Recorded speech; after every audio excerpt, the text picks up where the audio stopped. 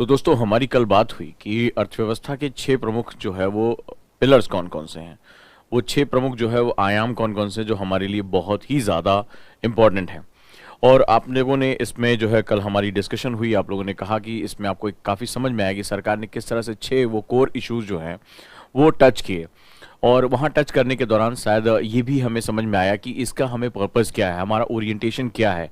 क्यों सरकार के लिए जो प्राइम हमारा सेगमेंट रहा वो हेल्थ रहा, क्यों इंफ्रास्ट्रक्चर में निवेश करना हमारे लिए बहुत ज़रूरी होता है, क्यों हम जो है वो भारत को अगर एक नए भारत में कन्वर्ट करना चाहते हैं तो हमें इंफ्रास्ट्रक्चर को डेवलप करना पड़ेगा।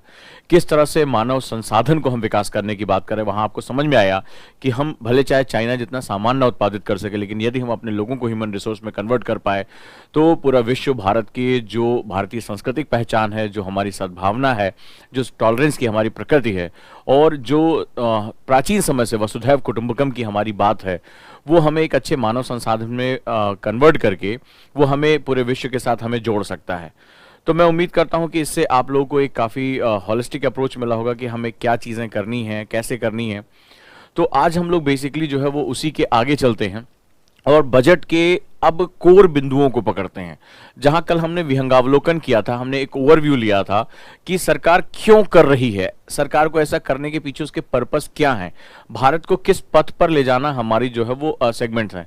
तो बहुत से न्यूज़पेपर में आज उसकी बहुत ही आलोचना, समालोचना, उसकी पक्ष में विपक्ष में तमाम तरह की बातें आनी शुरू हो गई होंगी। Now we are focusing on the next level. अब हम अगले चरण में चलते हैं और अब हम बात करते हैं कि हमारे कौन कौन से सरकार ने कॉन्क्रीट टू द पॉइंट किया क्या। ठीक है, प्री के लिए बड़ा इंपॉर्टेंट रहेगा। चलिए अब हम बात करते हैं तो जो बजट जो है, जैसे कल हमारी बात हुई थी कि बहुत ही विशेष समय में जो है ये बजट पास हुआ है और कोविड का समय था, पहली बात। दूसरा, ये नए दशक का पहला बजट था, डिजिटल बजट था, पेपरलेस बजट था, राइट। और आज़ादी की 75वीं वर्षगांठ रही है। भारत पाकिस्तान युद्ध यानी 1971 में जो वॉर हुआ था उसके 50 साल पूरे हो गए। भारत का गोवा में जो विलय हुआ, ये भी बड़ा महत्वपूर्ण है कि जो गोवा का हमने अपने देश में मिलाया, वो 60वां वर्ष हुआ। और सबसे महत्वपूर्ण बात है कि इसी साल हरिद्वार महाकुंभ का वर्ष भी इसको माना गया। तो अब ऐसी कंडीशन में हमारे लिए बहुत कुछ जो है वो ये बजट इंपॉर्टेंट हो जाता है। तो यहाँ पर जो है वो काफ़ी एक महत्वपूर्ण प्रयास किए गए, आगे हम लोग देखते हैं। तो इस बजट को प्रस्तुत करते समय 2 फिलोसफिकल थीम्स का यूज किया गया, क्योंकि सरकार के बड़े मंत्री द्वारा इसका इस्तेमाल किया गया, तो इसलिए आपके लिए बहुत ही इंपॉर्टेंट हो जाता है, राइट। तो अगर हम बात करें, faith is the bird that feels the light and sinks when the down is still dark. तो यहाँ पर ये कहता है कि जो फेथ है, उम्मीद है, आशा, जिस पर हमारी बात हुई थी, रविन्द्रनाथ टैगोर का कोट है कि वो कितना महत्वपूर्ण है हमारे लिए। और जब अंधेरा बना हुआ है तब भी जो है हमारे लिए एक रोशनी की उम्मीद आती है, हम जो है वो अंधेरों में भी गुनगुना सकते हैं।